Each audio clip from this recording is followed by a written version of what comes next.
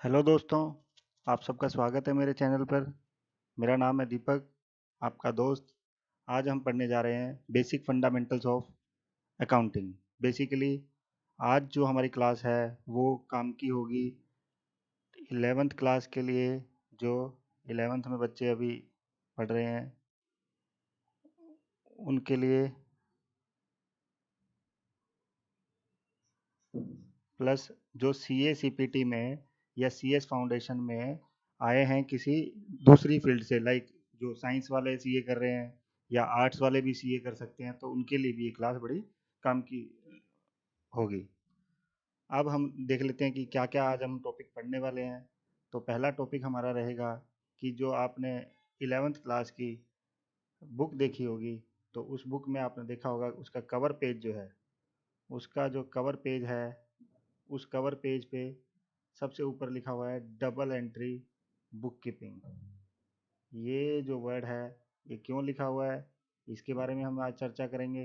And ये कैसे single entry से डिफरेंट है। बेसिकली वैसे तो ये बात पढ़ने का कोई लॉजिक नहीं है कि सिंगल एंट्री से कैसे डिफरेंट है, बट ये समझ में आ जाएगा हमें इस क्लास में। अगला टॉपिक हमारा रहेगा नीड ऑफ अकाउंटेंसी। इसमें हमने ज़्यादा कुछ नहीं पढ़ना, सिर्फ ये पढ़ना है कि आजकल जो ऑर्गेनाइजेशन का साइज बढ़ गया है उसकी वजह से अकाउंट्स की ज़रूरत ज़्यादा हो गई है, और गवर्नमेंट के जो कंप्लाइंसेज है जैसे जीएसटी, इनकम टैक्स वगैरह के लिए भी अकाउंटेंसी का बहुत अहम रोल हो गया है। उसके बाद हम पढ़ेंगे कुछ अकाउंटिंग टेक्निकल टर्म्स, जो कि ऑब्वियसली हर प्रोफेशन की अपनी अपनी कुछ टर्म्स होती हैं, तो ऐसे ही अकाउंट्स में भी कुछ अपनी टर्म्स हैं जिनको आज हम स्टडी करेंगे। एंड देन हमारा लास्ट टॉपिक होगा rules of debit and credit, कि हमारा जो सब्जेक्ट है वो इसी पे डिपेंडेंट है, जो पूरी लाइफ हमें, चाहे हम सीए बन जाएं तब तक भी हमारे यही रूल्स काम आएंगे। जिसमें दो टाइप की अप्रोच होगी वो हम आगे जाके देखेंगे। अब पहली चीज़ कि डबल एंट्री बुक कीपिंग ये क्या है। कि अगर हम इसकी बात करें डबल एंट्री बुक कीपिंग की, तो double entry book keeping basically mister लूका पिसेलियो जी ने बनाई थी, जिसमें इन्होंने कहा कि हर एक transaction, it means every monetary transaction will have impact on two sides with same amounts. अब इसका लॉजिक हम देखते हैं कि दो साइड्स होंगी और वो दोनों साइड्स हमेशा इक्वल चलेगी, तभी ये तराजू हमने बनाया है। कि इसके पीछे का हम देखेंगे, इन्हीं को जो लुका जी है इनको father of accountancy double entry book keeping बोला गया है, क्योंकि ये सबसे बेस्ट सिस्टम माना गया है अकाउंटिंग का। तो हम आगे बढ़ते हैं, जिसमें हम देख लेते हैं कि कुछ टेक्निकल टर्म्स जो कि अकाउंट्स में यूज होती है। लाइक हमारी पहली टर्म है कैपिटल। अब कैपिटल क्या होती है, जब भी कोई बिजनेस स्टार्ट होता है तो जो ओनर्स होते हैं, उसके जो ओनर्स पैसा लगाते हैं उसको कैपिटल बोला जाता है। और ड्राइंग, वही ओनर जब पैसा निकालते हैं तो उसे ड्राइंग बोला जाता है। तो इसके लिए हमने अपनी लास्ट क्लास में देखा था, अकाउंटिंग इक्वेशन नाम से जो टॉपिक था, जो जिसमें हमने पढ़ा था कि असेट्स होती हैं बिजनेस में, जो भी कुछ असेट, जो भी plant and machinery, cash, building, goods, ये सब जो होती हैं वो हमारी एसेट्स होती हैं, कैश, बैंक बैलेंस। और उस वो आई कहाँ से है, उस चीज़ का जो डिस्कशन होता है वो होता है कि भाई कैपिटल यानी मालिक कुछ पैसे लाया होगा या कुछ उसकी इन्वेस्टमेंट होगी, और दूसरा मार्केट में हमने कुछ उधार वगैरह ले रखी होगी या लोन ले रखा होगा, तो वो लाइबिलिटीज। तो बेसिकली कैपिटल या ड्राइंग क्या है, एक दूसरे के वाइस वर्सा है, कि मालिक जब पैसा लेकर आता है तो कैपिटल कहलाता है, और जब लेकर जाता है तो ड्राइंग कहलाता है। अब डेटर्स, ये टेक्निकल टर्म्स हम पढ़ रहे हैं कि जिसमें आगे हमारे ये काम आएंगी, कि ये वाली टर्म्स इस सब्जेक्ट की कुछ स्पेशल हैं। लाइक डेटर्स, डेटर्स हम जनरली हम बोलते हैं रिसीवेबल, कि किसी व्यक्ति से या किसी ऑर्गेनाइजेशन से अगर हमें पैसा लेना है तो वो हमारा डेटर कहलाता है। ठीक है जी, तो to whom we sell goods और services on credit is debtor, that is receivable. उसके बाद हम देखें डेप्रीशिएशन क्या होता है। डेप्रीशिएशन होता है बेसिकली जो भी एसेट्स हमारे बिजनेस में लगी हुई है, like plant and machinery, building. Cash पे क्या डेप्रिसिएशन होगा, नहीं, कैश की वैल्यू कभी कम नहीं होती। तो जो फिक्स्ड असेट्स, इनको बोला जाता है फिक्स्ड असेट्स। यहाँ जो असेट्स वर्ड लिखा हुआ है उसको हम कहते हैं फिक्स्ड असेट्स। फिक्स्ड असेट्स कौन सी होती है? जो लंबे समय के लिए यूज होती हैं, जिसका यूज 1 साल से ज़्यादा का होता है, वो फिक्स्ड असेट्स मानी जाती है। और दूसरी होती है करंट असेट्स, जैसे कि कैश, बैंक बैलेंस, स्टॉक। ये करंट असेट्स होती हैं जो 1 साल के अंदर अंदर हमारी सेल हो जाती हैं या कैश इक्विवेलेंट में कन्वर्ट हो जाती है। तो हम यहाँ डेप्रिसिएशन की जब बात करते हैं तो फिक्स्ड असेट की बात करते हैं, जिसकी वैल्यू कम होती है यूज की वजह से या टाइम बीतने की वजह से।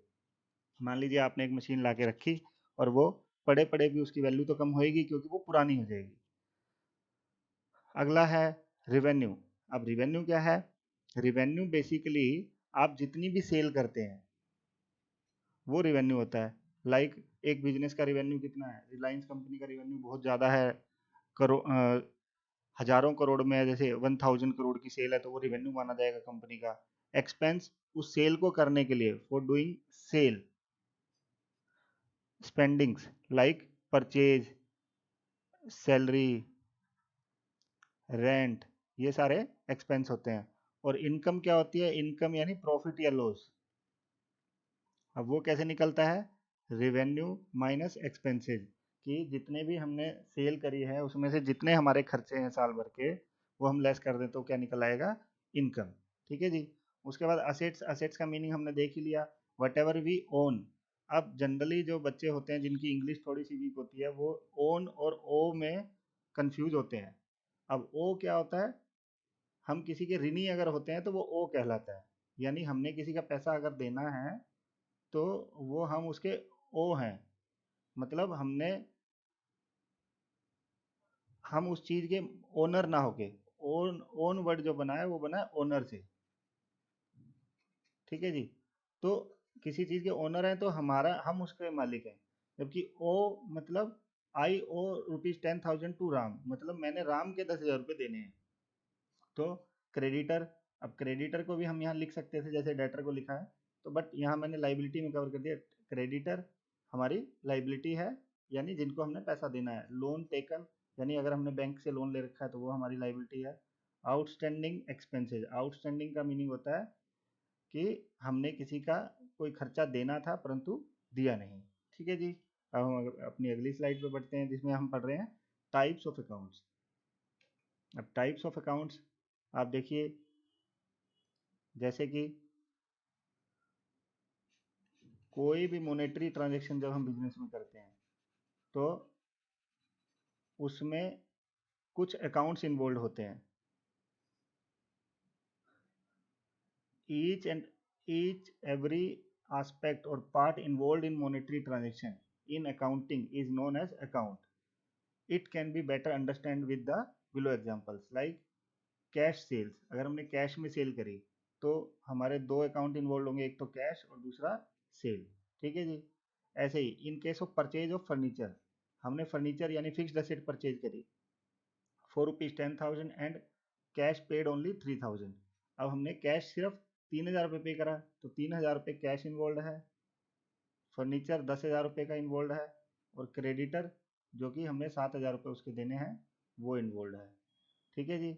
अब उसके बाद interest on loan due but not paid, मतलब लोन लिया है हमने, उस पर इंटरेस्ट देना था परंतु दिया नहीं है, तो इंटरेस्ट हमारा खर्चा हो गया, और जो आउटस्टैंडिंग इंटरेस्ट है वो हमारी लाइबिलिटी होगी। तो ये दोनों अकाउंट इसमें इन्वॉल्व है। तो अब जितने भी अकाउंट्स, यानी अकाउंट हम किसको बोलते हैं? हर एक ट्रांजेक्शन, जैसे सैलरी है, रेंट है, कोई भी चीज, राम जिससे पैसा लेना है या देना है, कोई भी चीज हमारी अकाउंट मानी जाती है अकाउंटिंग में। ठीक है जी। तो अब उनको क्लासिफाई किया है मोटा मोटी 3 टाइप्स में, जैसे कि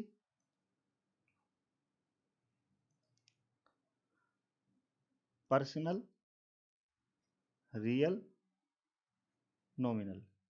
बट इन दोनों को कलेक्टिवली बोला जाता है इम्पर्सनल। मतलब टेक्निकली अगर हम देखें तो अकाउंट 2 टाइप के माने जाते हैं, पर्सनल और इम्पर्सनल। बट इस चीज़ को ऐसे ले लीजिए कि जैसे अगर हम बोलते हैं कि अगर दिल्ली से मुंबई जाना है तो कितने टाइप के कितने वेज हैं जाने के, तो ब्रॉडली अगर हम बोलें तो 3 तरीके बोलेंगे। Air travel, road travel and sea travel, but हम जनरली कैसे बोलते हैं, rail travel, bus travel, aeroplane travel. तो उसी तरीके से हम ऐसे बोल रहे हैं कि टाइप जो है अकाउंट के वो तीन है, पर्सनल, रियल एंड नॉमिनल। ठीक है जी। इम्पर्सनल की कैटेगरी जब जैसे ही बोलते हैं तो बच्चे कंफ्यूज होने स्टार्ट हो जाते हैं, तो आप भी इतना ज़्यादा ध्यान ना दें इस चीज़ पे। ठीक है जी। आप तीन ही टाइप के अकाउंट मान के चलें, ज़्यादा टेक्निकलिटी में जाते हैं तो कई बार कंफ्यूजन हो जाती है। तो इसीलिए किसी महान व्यक्ति ने कहा है, simplicity is the best policy. मतलब आप जितना सिंपल रहेंगे, जितना सिंपल सोचेंगे, ज़्यादा चीज़ों को टेक्निकलिटी में ना ले जाके हम अपनी चीज़ों को इजीली कर सकते हैं। ज़्यादा टेक्निकल में जाते हैं तो प्रॉब्लम्स ज़्यादा आती हैं। तो ऐसे ही अब पर्सनल अकाउंट कौन से होते हैं, पर्सनल यानी किसी व्यक्ति से, यानी नेचुरल पर्सन से हमारी कोई ट्रांजेक्शन है तो वो पर्सनल अकाउंट है। आर्टिफिशियल जुडिशियल पर्सन, यानी आर्टिफिशियल पर्सन कौन से होते हैं, Reliance India limited, ABC and company, Delhi university, Vaishno Devi shrine board, ये सब आर्टिफिशियल पर्सन है क्योंकि इनके कई सारे मालिक या कई सारे ट्रस्टी वगैरह होते हैं। तो ये सारे कायदे से तो व्यक्ति है नहीं, पर नेचुरल पर्सन तो है नहीं, तो इनको इसीलिए आर्टिफिशियल पर्सन की कैटेगरी में रखा जाता है। And third one is very important, representative personal, यानी आउटस्टैंडिंग एक्सपेंस।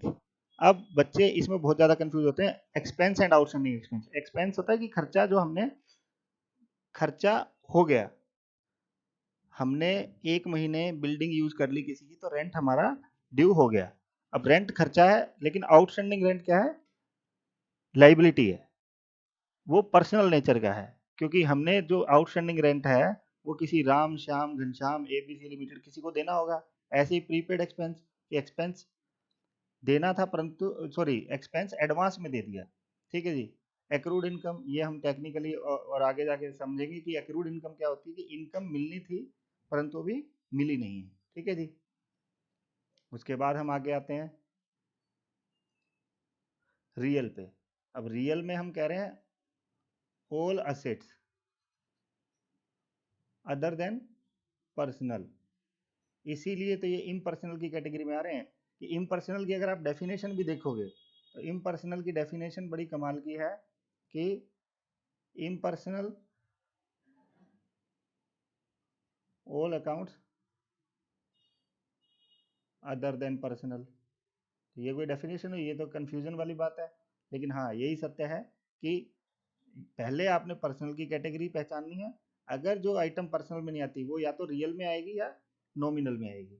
तो अब रियल में असेट्स आती हैं, लेकिन इन असेट्स में से वो वाली हटा दो जो पर्सनल नेचर की हो, जैसे कि डेटर्स। डेटर्स कोई व्यक्ति विशेष या कोई ऑर्गेनाइजेशन होगा जिससे हमने पैसा लेना है, तो वो पर्सनल की कैटेगरी में आ गई। प्रीपेड एक्सपेंस, जैसे कि हमने यहाँ लिखा कि किसी व्यक्ति या किसी संस्था को हमने एडवांस में पैसा दे दिया होगा, तो वो प्रीपेड है। बैंक बैलेंस, बैंक बैलेंस जो है ना हमारा पर्सन में आ गया। अब एसेट्स को जो है वो दो कैटेगरीज में बांटा गया है, टेंजिबल एसेट्स और इनटेंजिबल एसेट्स। इनटेंजिबल एसेट्स जो हमें दिखाई नहीं देती, नो फिजिकल एग्जिस्टेंस। ठीक है जी, इनटेंजिबल एसेट होती है। तो इनटेंजिबल एसेट में जैसे गुडविल, ट्रेडमार्क, पेटेंट। और टेंजिबल एसेट्स में लैंड जो हमें दिखाई देती है, building, plant machinery, stock, cash, ये सारी टेंजिबल एसेट्स होती हैं। ठीक है जी। अब हम यहाँ से ये रब कर देते हैं क्योंकि ये इस एरिया में चला गया। ठीक है जी। अब आगे नॉमिनल अकाउंट। नॉमिनल अकाउंट होता है ऑल रेवेन्यू, इनकम, गेन्स या एक्सपेंसेस, लॉसेज एक्सेट्रा। जैसे कि सारे इनकम्स या गेन्स या रेवेन्यू जो होती हैं, जैसे सेल हो गया, कमीशन रिसीव्ड हो गया, इंटरेस्ट रिसीव्ड हो गया, ये सारे रेवेन्यू नॉमिनल अकाउंट है। ऐसे ही लॉसेज या गेन्स सारे नॉमिनल अकाउंट है। ठीक है जी। अब अगर हम इनके रूल्स देखें, कि रूल्स, इनको हम ट्रेडिशनल रूल्स बोलते हैं जो अकाउंट्स के बेसिस पे, इन वाले अकाउंट्स के टाइप के बेसिस पे है। इन तीन अकाउंट्स, पहला, दूसरा, तीसरा। ठीक है जी। तो ये तीन, इनको गोल्डन रूल्स भी बोला गया है, गोल्डन रूल्स। तो अब पर्सनल अकाउंट का क्या रूल है, golden rule, debit the receiver, credit the giver. ठीक है जी। रियल अकाउंट का क्या रूल है? डेबिट व्हाट कम्स इन, जो आया है वो debit, credit what goes out, जो गया है वो क्रेडिट। जैसे कैश के बारे में सोच लो कि आया तो डेबिट, इंक्रीज तो डेबिट, और डिक्रीज तो क्रेडिट। ठीक है जी। नॉमिनल के केसेस में debit all expenses and losses, credit all incomes and gains. ठीक है जी। ये हमारे 3 टाइप के अकाउंट हो गए और इनके रूल्स हो गए। पर्सनल का rule, debit the receiver, credit the giver. एक आप ध्यान दे रहे हैं कि एक रूल अगर आपको समझ में आ गया, जैसे डेबिट रिसीवर है तो ऑब्वियसली क्रेडिट गिवर होगा। ऐसे ही डेबिट कम्स इन, आया है तो डेबिट, तो ऑब्वियसली गया है तो क्रेडिट होगा। ऐसे ही नॉमिनल में एक्सपेंसेस लॉसेस डेबिट, तो इनकम और गेन क्रेडिट। ठीक है जी। अब इसी चीज पे हम एक प्रैक्टिकल अप्रोच देख लेते हैं, प्रैक्टिकल क्वेश्चन देख लेते हैं। जैसे कि ये ट्रांजेक्शन है, राम स्टार्टेड बिजनेस विद ₹1,00,000। तो अब हमने कहा ना, हम अकाउंटिंग के पॉइंट ऑफ व्यू से अगर हम सोचते हैं तो मालिक के पैसे को भी हम अलग से ट्रीटमेंट देते हैं। तो राम ने बिजनेस स्टार्ट किया, यानी राम का जो पैसा है वो कैपिटल अकाउंट है। और क्या आया है? कैश आया है। तो दूसरा अकाउंट है हमारा कैश। टाइप क्या है? कैपिटल है। पर्सनल, क्योंकि राम व्यक्ति है। और कैश क्या है? Real account. ठीक है जी। अब पर्सनल यानी कैपिटल कौन है? गिवर है, यहाँ देने वाला व्यक्ति है, तो ये हो जाएगा क्रेडिट 1,00,000। और राम क्या हो जाएगा, सॉरी कैश क्या हो जाएगा? डेबिट 1,00,000। ठीक है जी। रीजन मैंने लिख ही दिया, राम गिवर है, गिवर, और ये कमसिन है। ठीक है जी। ऐसे ही डिपॉजिटेड ₹50,000 टू बैंक। अब इन 1,00,000 में से 50,000 बैंक में डिपॉजिट करा दिए। तो एक तो इसमें बैंक अकाउंट इन्वॉल्व है और एक कैश इन्वॉल्व है, क्योंकि कैश गया है। अब कैश गया है, नेचर अगर हम बात करें तो ये रियल है, और बैंक क्या है? पर्सनल है। बैंक डेबिट होगा, ओ सॉरी 50,000 से, और कैश क्रेडिट होगा 50,000 से। क्यों? क्योंकि ये रिसीवर है और कैश गोज आउट है। अब देख रहे हो, कम सीन है तो डेबिट हुआ था, और गोज आउट है तो क्रेडिट हुआ है। रियल अकाउंट का रूल है। Purchase goods for ₹30,000। अब यहाँ ध्यान देने वाली बात है, जब आप गुड्स को परचेज करते हो तो अकाउंटिंग का एक सिंपल फंडामेंटल है कि जब भी आपने परचेज करी तो उसको खर्चा मान लो, सेल करी तो रिवेन्यू इनकम मान लो। ठीक है जी। अब आप यहाँ गुड्स को इंपॉर्टेंस नहीं दोगे, तो एक तो परचेज अकाउंट, और दूसरा ₹30,000 कुछ नहीं बोला तो हमें मानना पड़ेगा कैश में खरीदा होगा। किसी नाम दिया होता तो हम मानते कि उधार में ट्रांजेक्शन हुई होगी, तभी तो नाम ले रहा है वो। ठीक है जी। तो यहाँ पे परचेज है नॉमिनल अकाउंट, और कैश है रियल अकाउंट। कैश ज़्यादातर इन्वॉल्व हो रहा है। अब कैश फिर से गया है, तो 30,000 फिर से क्रेडिट। और परचेज खर्चा है, तो खर्चे का हमने रूल क्या पढ़ा था? डेबिट होगा, तो 30,000। ठीक है जी। यहाँ रीजन में क्या लिखेंगे? Expense debit goes out. Cash फिर से गया है तो गोज आउट क्रेडिट। ठीक है जी। अब अगला,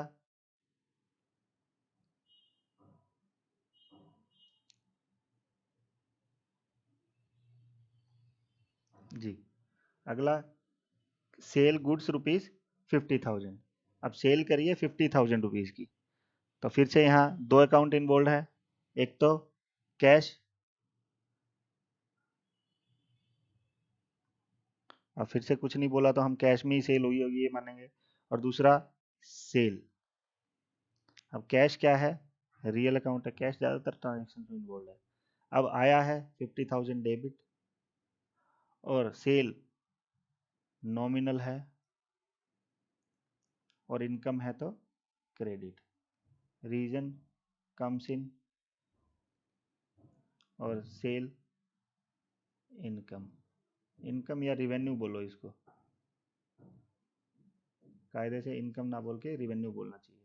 ठीक है जी। उसके बाद रिसीव्ड कमीशन रुपीज़ 5,000।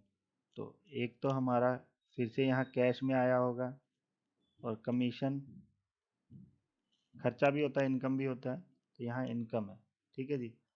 तो कैश क्या है, रियल है, और कमीशन क्या है, नॉमिनल है।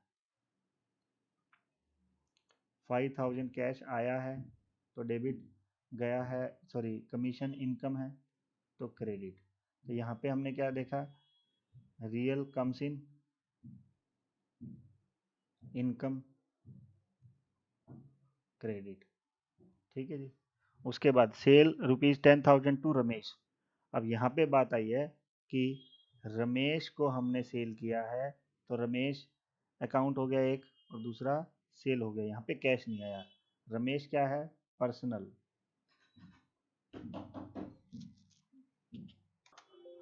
हाँ जी, सॉरी फॉर इंटरप्शन जी। तो हाँ जी, सेल क्या है, नॉमिनल। तो रमेश रिसीवर है 10,000 का, और नॉमिनल सेल रिवेन्यू है 10,000 का। तो रिसीवर, रीजन में आ जाएगा रिसीवर, डेबिट, और नॉमिनल इनकम, क्रेडिट। ठीक है जी। अगला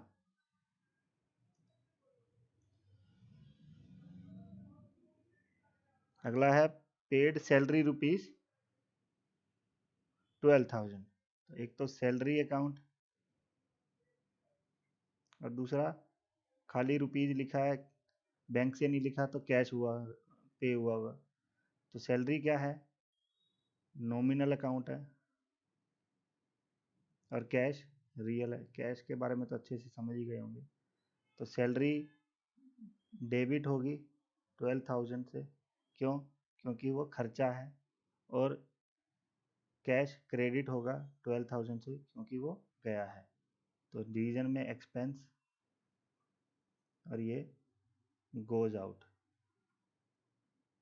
ठीक है जी। ऐसे ही बोरो ₹30,000 फ्रॉम बैंक। तो अब कैश में मिला या बैंक में मिला, तो हम इसको मान के चलते हैं कैश में मिल गया। चलो, कैश और बैंक लोन। तो कैश के बारे में तो हम अच्छे से समझ गए हैं, रियल है, और बैंक लोन पर्सनल है, क्योंकि ऑर्गेनाइजेशन से रिलेटेड है।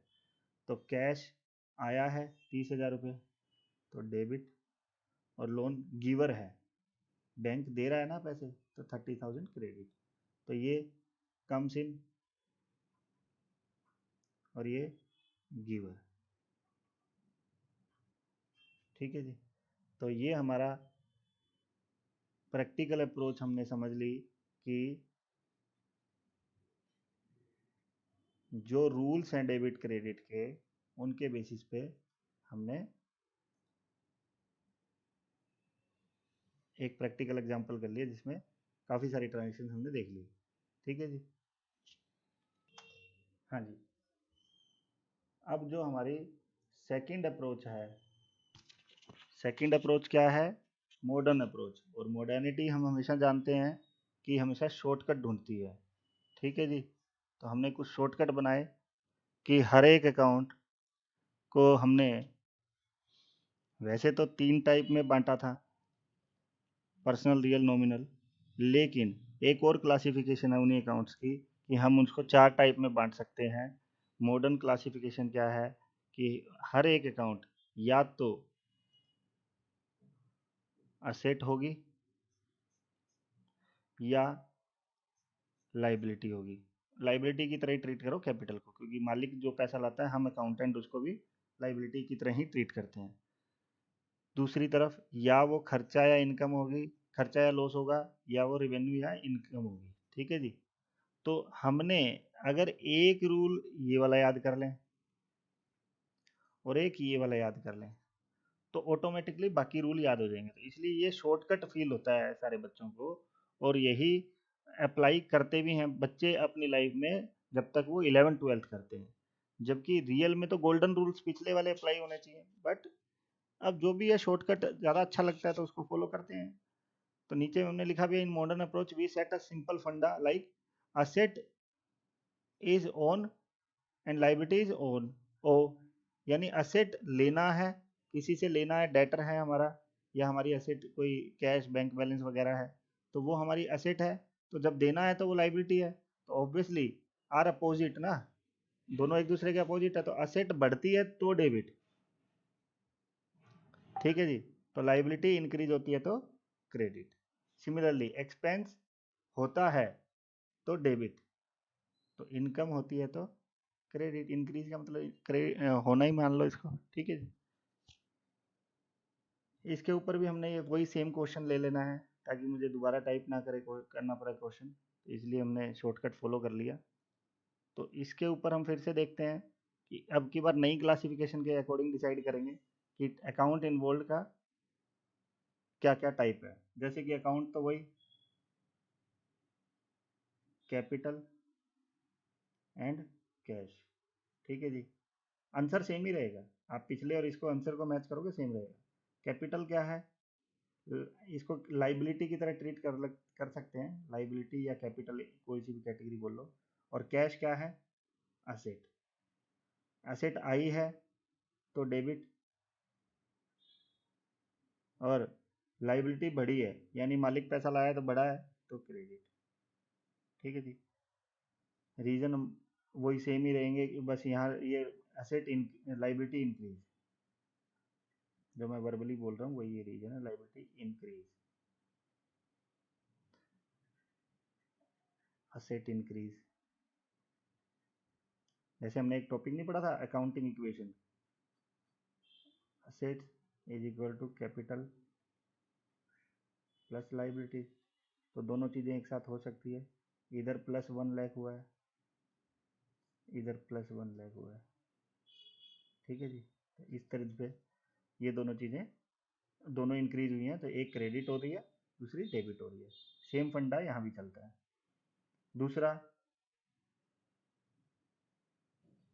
डिपॉजिटेड ₹50,000। तो अब यहाँ क्या समझोगे, बैंक और कैश। अब बैंक क्या है, बैंक बैलेंस भी हमारी एसेट है और कैश भी एसेट है। तो एक एसेट बढ़ी है तो डेबिट, और दूसरी एसेट घटी है तो क्रेडिट। ये ज़्यादा फील हो रहा है, इसमें रियल नॉमिनल पर्सन नहीं देखना पड़ रहा है। परचेज गुड्स, तो एक परचेज अकाउंट है यानी खर्चा, और दूसरा कैश गया है, तो कैश गया है तो क्रेडिट, और एसेट सॉरी एक्सपेंस हुआ है, इंक्रीज हुआ है तो डेबिट। आंसर बिल्कुल सेम रहेगा। सेल गुड्स ₹50,000, तो एक तो कैश और एक सेल। कैश, हाँ लिखना भूल गया, एक्सपेंस। हाँ, कैश असेट है और ये रिवेन्यू है, रिवेन्यू या इनकम।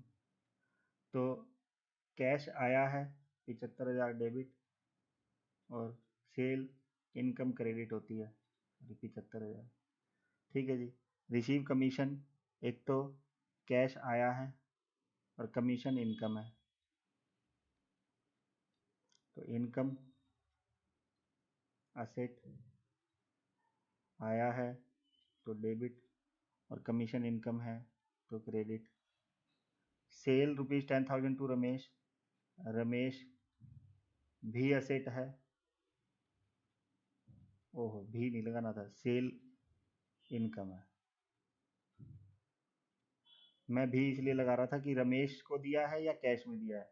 अगर कैश में भी सेल होती तो वो भी एसेट होती, तो ये भी कैश की तरह डेबिट हो जाएगा, यानी सेल की एंट्री में या तो कैश डेबिट होगा या जिसको हमने सेल किया उधार में वो डेबिट होगा, और सेल तो क्रेडिट होनी ही है। ठीक है जी।